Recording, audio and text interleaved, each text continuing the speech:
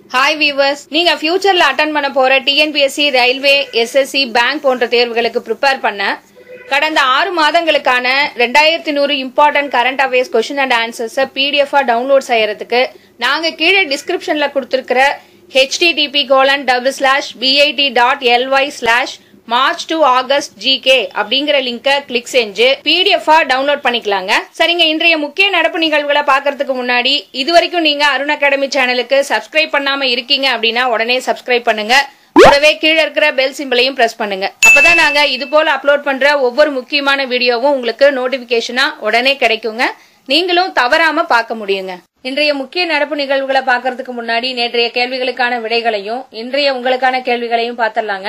நேற்றைய கேள்விகள்ல முதல் கேள்விக்கான விடை நாக்பூர், இரண்டாவது கேள்விக்கு செப்டம்பர், மூன்றாவது கேள்விக்கு வியட்நாம், நான்காவது கேள்விக்கு சுரேஷ் பிரபு, ஐந்தாவது கேள்விக்கான விடை எகிப்து.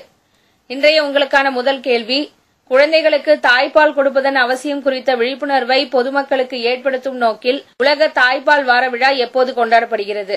இதற்கான ஆன்சர் ஆப்ஷன்ஸ்: ஆப்ஷன் ஏ ஆகஸ்ட் 2ஆம் வாரம், ஆப்ஷன் பி ஆகஸ்ட் 1 வாரம், ஆப்ஷன் சி ஆகஸ்ட் 3ஆம் வாரம், ஆப்ஷன் டி செப்டம்பர் 1 வாரம். உங்களுக்கான இரண்டாவது கேள்வி, மாநிலத்தில் வாழும் யூதர்களுக்கு அண்மையில் மத சிறுபான்மையினரின் தகுதி நிலையை வழங்கியுள்ள மாநில அரசு குஜராத் ஆகும். யூதர்களுக்கு மத சிறுபான்மையினரின் தகுதி நிலையை வழங்கியுள்ள மாநிலங்களின் பட்டியலில் குஜராத் எத்தனையாவது இடத்தில் உள்ளது? இதற்கான ஆன்சர் ஆப்ஷன்ஸ்: ஆப்ஷன் ஏ 3வது, ஆப்ஷன் பி 1வது, ஆப்ஷன் சி 2வது, ஆப்ஷன் டி 4வது. உங்களுக்கான மூன்றாவது கேள்வி, உண்ணத்தக்க காட்டு வகை காளானில் புற்றுநோயை எதிர்த்து போராட வல்ல ஒரு நிறமியை கண்டறிந்துள்ள இந்திய பல்கலைக்கழகம் கோவா பல்கலைக்கழகமாகும். கோவா பல்கலைக்கழகம் இந்த காளானில் கீழ்கண்ட எது நிறைந்துள்ளதாக அறிவித்துள்ளது? இதற்கான answer options: option A phosphorus, option B potassium, option C கந்தகம், ஆப்ஷன் டி குரோமியம். உங்களுக்கான நான்காவது கேள்வி, ஜிம்பாப்வே நாட்டின் அதிபர் தேர்தலில் வெற்றி பெற்றவர் எமர்சன் நங்கக்வா ஆவார். இவர் இதற்கு முன் அந்நாட்டின் எப்பதவியை வகித்து வந்தார்? இதற்கான ஆன்சர் ஆப்ஷன்ஸ்: ஆப்ஷன் ஏ அதிபர், ஆப்ஷன் பி பிரதமர், ஆப்ஷன் சி அமைச்சர், ஆப்ஷன் டி துணை அதிபர். உங்களுக்கான ஐந்தாவது கேள்வி, பீம் செயலி மற்றும் ரூபே அட்டை மூலமாக பண பரிவர்த்தனை மேற்கொண்டால் GST வரியில் 20% ஊக்கத்தொகை அளிக்கும் திட்டத்தை மத்திய அரசு வகுத்துள்ளது. மின்னணு பண பரிவர்த்தனையை ஊக்குவிக்கும் வகையிலான திட்டத்தை அமல்படுத்துவதற்கான ஒப்புதலை யார் தலைமையிலான மாநில அமைச்சர்கள் குழு அளித்துள்ளது? இதற்கான answer options: option A Nitish Kumar, option B Vasundhara Raje, option C Sushil Kumar Modi, option D Naveen Patnaik. சரிங்க, இந்த கேள்விகளுக்கெல்லாம் பதில் தெரிஞ்சதுன்னா கீழே கமெண்ட்ல ஆன்சர் பண்ணுங்க. அப்படி தெரியலனா 1/8/2018 இருந்து 5/8/2018 வரையிலும் நாங்க அப்லோட் பண்ண வீடியோ பாருங்க. அடுத்த வீடியோல நான் இந்த கேள்விகளுக்கான விடைகளை சொல்றேங்க. இன்றைய முக்கிய நடப்பு நிகழ்வுகள்ல முதல்ல நம்ம பார்க்க போறது இம்பார்ட்டன்ட் டேஸ், முக்கிய தினங்கள். முதல் கேள்வி, இன்டர்நேஷனல் லிட்ரசி டே, சர்வதேச எழுத்தறிவு தினம் எந்த தேதியில் கொண்டாடப்படுகிறது? இதற்கான விடை செப்டம்பர் 8. மேலும் இதை பத்தின சில தகவல் என்னன்னா, இந்த ஆண்டிற்கான நோக்கம், அதாவது தீம், எழுத்தறிவு மற்றும் திறன் வளர்ச்சி, லிட்ரசி அண்ட் ஸ்கில்ஸ் டெவலப்மெண்ட். இந்த தினம் யுனெஸ்கோவால் அறிவிக்கப்பட்டு 1967 முதல் ஒவ்வொரு ஆண்டும் கடைபிடிக்கப்பட்டு வருகிறது. அடுத்த கேள்வி, இன்டர்நேஷனல் டே ஆஃப் சேரிட்டி, சர்வதேச தொண்டுகள் தினம் எந்த தேதியில் கடைபிடிக்கப்பட்டு வருகிறது? இதற்கான விடை செப்டம்பர் 5. மேலும் இதை பத்தின சில தகவல் என்னன்னா, பொதுமக்களிடையே தொண்டு குறித்த விழிப்புணர்வை ஏற்படுத்தவும் தொண்டு சார்ந்த நடவடிக்கைகளை ஊக்குவிக்கவும் செப்டம்பர் 5 சர்வதேச தொண்டு தினமாக கடைபிடிக்கப்படுகிறது. 1979ஆம் ஆண்டில் அமைதிக்கான நோபல் பரிசு பெற்ற அன்னை தெரசாவின் நினைவு தினத்தை குறிக்கும் வகையில் ஐநா பொது அவை இந்நாளை கடைபிடித்து வருகிறது. இன்றைய முக்கிய நடப்பு நிகழ்வுகள் அடுத்தது நம்ம பார்க்க போறது இன்டர்நேஷனல் நியூஸ், சர்வதேச நிகழ்வுகள். ஸ்லினெக்ஸ் 2018 என்ற கடற்படை பயிற்சியில் பங்கேற்கும் 2 நாடுகள் எவை? இதற்கான விடை இந்தியா மற்றும் இலங்கை. மேலும் இதை பத்தின சில தகவல் என்னன்னா, இந்தியா மற்றும் இலங்கை கடற்படைகள் இணைந்து நடத்தும் ஸ்லினெக்ஸ் 2018 என்ற கூட்டு கடற்படை பயிற்சி திரிகோணமலையில் செப்டம்பர் 7 தொடங்கி செப்டம்பர் 13 வரை நடைபெறுகிறது. ஸ்லினெக்ஸ் கூட்டு பயிற்சி இதுவரையில் 2 ஆண்டுகளுக்கு ஒரு முறையே நடைபெற்று வந்தது. இந்த ஆண்டு முதல் ஆண்டுதோறும் நடைபெற உள்ளது. இன்றைய முக்கிய நடப்பு நிகழ்வுகள்ல அடுத்ததை நம்ம பார்க்க போறது நேஷனல் நியூஸ், தேசிய நிகழ்வுகள்.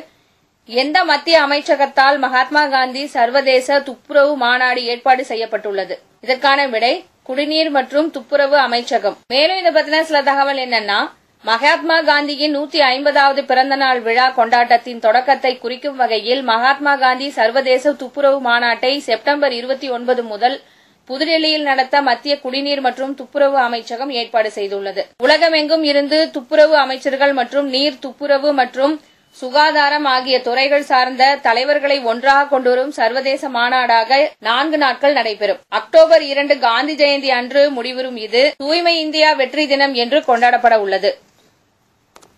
அடுத்த கேள்வி, அண்மையில் குற்றமற்றதாக அறிவிக்கப்பட்ட பிரிவு 377 எந்த ஆண்டில் நடைமுறைக்கு வந்தது? இதற்கான விடை 1861. மேலே இதை பத்தின சில தகவல் என்னன்னா, ஓரினச் சேர்க்கை குற்றமில்லை என்று உச்சநீதிமன்றம் செப்டம்பர் 6 அன்று தீர்ப்பளித்தது. இதை குற்றமாக அறிவிக்கும் இந்திய தண்டனையியல் சட்டத்தின் 377வது பிரிவின் ஒரு பகுதியை செல்லாது என உச்சநீதிமன்ற தலைமை நீதிபதி தீபக் மிஸ்ரா தலைமையிலான 5 அடங்கிய அரசியல் சாசன அமர்வு இத்தீர்ப்பை வழங்கியுள்ளது.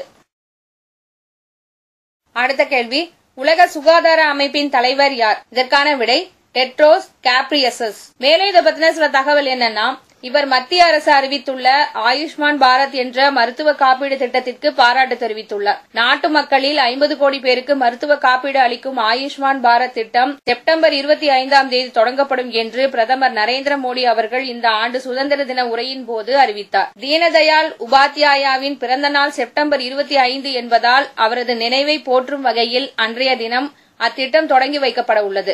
இதன் மூலம் ஒவ்வொரு ஏழை குடும்பத்திற்கும் ஆண்டுக்கு 5 லட்சம் மதிப்பிலான மருத்துவ காப்பீடு அளிக்கப்படும் எனவும் அறிவிக்கப்பட்டுள்ளது. 10 கோடி குடும்பங்களைச் சேர்ந்த 50 கோடி பேர் பயன்பெறும் இத்திட்டத்திற்காக மத்திய அரசு ரூபாய் 10,000 கோடி நிதியை ஒதுக்கீடு செய்துள்ளது.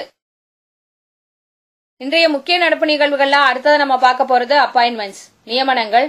BSNL புதிய விளம்பர தூதராக நியமிக்கப்பட்டுள்ளவர் யார்? இதற்கான விடை மேரி கோம். மேலும் இதை பத்தின சில தகவல் என்னன்னா, 5 முறை உலக குத்துச்சண்டை சாம்பியனான மேரி கோம் BSNLின் புதிய விளம்பர தூதராக 2 வருடங்களுக்கு ஒப்பந்தம் செய்யப்பட்டுள்ளார். தொலைக்காட்சி விளம்பரங்களிலும் அரசு ஊடகங்களிலும் அச்சு ஊடகங்களிலும் இவரின் மூலம் விளம்பரம் செய்யப்படும் என BSNL நிறுவனம் அறிவித்துள்ளது. இது தவிர அடிப்படை தொலைபேசி, வாடகை தொலைபேசி போன்ற சேவைகளை வழங்குவதற்காக 3 ஆண்டுகளுக்கு செல்லுபடியாகும் இந்திய ராணுவத்துடனான ஒப்பந்தத்தில் BSNL நிறுவனம் கையெழுத்திட்டுள்ளது.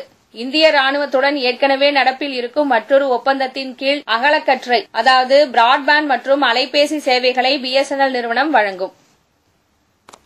அடுத்த கேள்வி, உலக சுகாதார அமைப்பின் தென்கிழக்காசிய மண்டல இயக்குநராக நியமிக்கப்பட்டுள்ள இந்தியர் யார்? இதற்கான விடை பூனம் கேத்ரா பால் சிங். மேலும் இதை பத்தின சில தகவல் என்னன்னா, 2019 பிப்ரவரியில் இருந்து தொடங்கும் அவரது பதவிக்காலம் அதற்கடுத்து வரும் 5 ஆண்டுகள் வரை நீடிக்கும். புதுடெல்லியில் நடந்த உலக சுகாதார அமைப்பின் தென்கிழக்காசிய மண்டலத்தின் 71வது கூட்டத்தில் நடைபெற்ற தேர்தலில் தேர்ந்தெடுக்கப்பட்ட இவரே இப்பதவி வகிக்கும் முதல் பெண் இயக்குநர் ஆவார். முதன்முறையாக மண்டல இயக்குநராக இருந்த காலத்தில் மண்டலத்தில் உள்ள 4 நாடுகளில் தட்டம்மை ஒழிக்கப்பட்டது மற்றும் 6 நாடுகளில் ரூபெல்லா கட்டுப்படுத்தப்பட்டது.